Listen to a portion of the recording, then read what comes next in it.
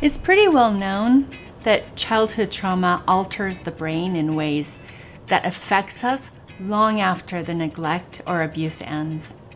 In this video, I'm going to nerd out a little bit and tell you about what neuroscience shows us about the PTSD brain.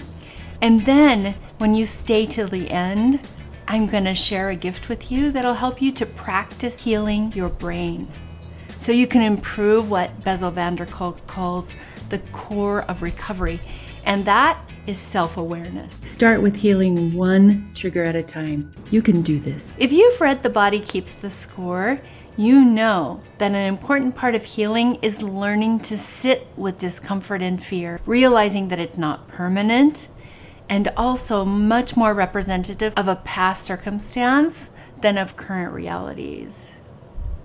But sitting with discomfort and fear sometimes feels nearly impossible. Here's why. First, when you start trying to pay attention and sit with it, you get connected with feelings and thoughts and body sensations that cause distress, often leading to triggers that you've been trying to avoid in the first place. Next, as a survivor, you've become so used to learning to tolerate situations that you couldn't escape that you kind of just forget that you have the choice to stop. Now, you don't have to keep feeling what you're feeling when you're triggered. You know how to shut those feelings down. But here's the thing. You also learn something else that stops you from taking care of yourself when you feel upset. And that's something that I found to be my own biggest obstacle when it came to healing trauma, because I didn't even know I was doing it. It's called learned helplessness. It's the inability to seek escape from terrible situations because you've been exposed to terrible situations that you couldn't get away from. You're most likely not in the same situation you were as a child, but learned helplessness keeps us there because it's a trauma habit. The third reason that sitting with discomfort and fear seems impossible is because we don't have enough support. If you're going to sit with the pain and discomfort and fear, what do I do when I get overwhelmed, but I'm trying not to shut myself down? It's a good question.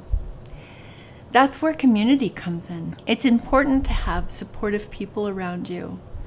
It could be a therapist, it could be an understanding friend or a group of people who understand, like a Facebook community or a community at Trauma Free Nation. I talk more about trauma habits and how to heal them in other videos on this channel, as well as in my online community where I teach the Trauma Erase Method. You can find the link to the Trauma Erase Method Academy in the description of this video. The last reason that sitting and tolerating discomfort and fear is really too hard, it feels impossible, is because you've got to be active in practicing your skills to help you manage reactions when you're triggered. It's a preventative self-care strategy. The reality is that so many survivors wait to try to use grounding techniques and skills like the one that I've outlined in this video until they're already triggered. I promise you, if you're not practicing it as a preventative measure, then when you pull it out to use it, it'll be too late. This is like a muscle you have to practice flexing so that when you need it, it'll be there for you. I will provide you with another video with grounding basics and strategies in the future. But right now, I want to talk to you about what happens to our brains when we're triggered. Then I'm going to share a gift that I have for you today. But first, let me know what's kept you from sitting with your own discomfort and pain, and what's been helpful. Leave that in the comments because you never know. You might find that you're not alone. There are other people with the same struggles, or you find that your strategies that you are using might help someone else. And this is all about community. So, what happens in the PTSD brain when we're triggered? And why is it important to know this information? Let me first tell you that this information is important because if you know what your brain is doing when you're struggling, then you can do something to help it move into a more tolerable direction. On top of that, you can actually shift your most common or your most troublesome brainwave patterns as long as you practice. And that's what the gift that I'm going to share with you at the end of this video is about. You might have heard about brainwave research. Well, that research really tells us that we have 3 different speeds of brainwaves, and each one of those brainwave speeds corresponds to different mental and emotional states. So the first and the slowest waves are theta waves. Those go 4 to 8 complete cycles per second. And that's how we hold and access our unconscious programming. So things that you've pushed away out of your mind because they're part of a traumatic experience, also getting those things out. It's in the theta state. This is where the subconscious mind holds long-term memories. It's also the place where creativity comes from. We also go here when we dissociate. So if we have too much theta, we can be overwhelmed, depressed, or shut down. Next are beta waves. Beta waves are 12 to 21 cycles per second, and this is where we experience anxiety and panic when we have too much, because the brain is essentially going too fast. When there are just enough of the beta waves in our brain, we're able to be aware and to have clear thoughts and to be able to analyze and plan and problem solve. So that's the slow one, theta. Beta are the fast ones. Alpha waves are the bridge between the two. These waves are between 8 and 12 cycles per second. These ones help you remember what's in your subconscious, what's held in the theta waves.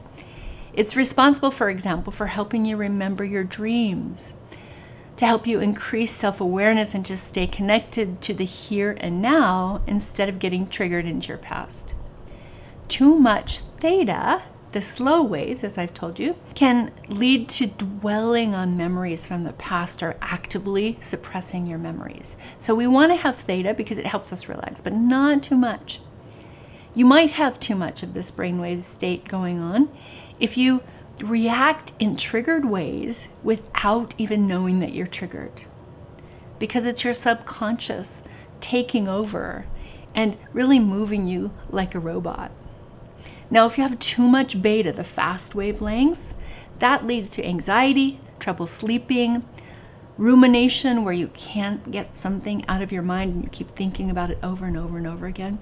This is the brainwave pattern that keeps us in those typical symptoms that are listed in the DSM under PTSD, like irritability, reckless behavior, hypervigilance. That's the ready for fight or flight state that I often talk about.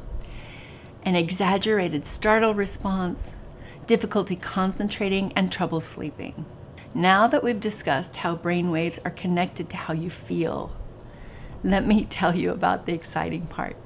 Research has shown that modulating between alpha and theta brainwaves can significantly reduce PTSD symptoms. So the next question is how, right?